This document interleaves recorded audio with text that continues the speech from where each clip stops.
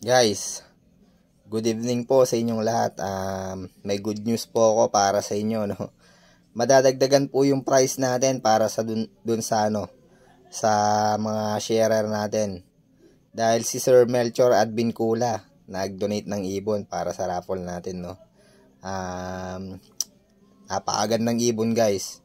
Yung top 1 na sharer natin, siya mananalo ng bagong ibon na ibibigay ni Sir Melchor Advincula.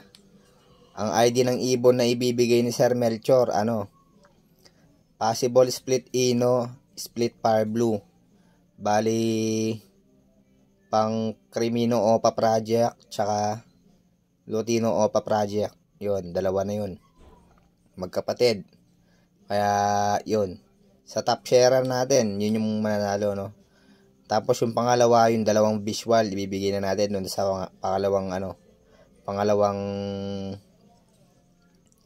top sharer natin, yung number 2, yung magda number 2, no. Tapos doon sa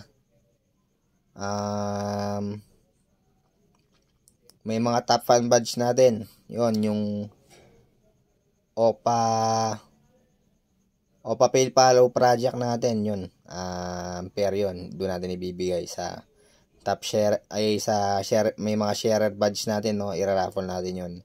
Tapos sa mga walang sharer badge, yun, yung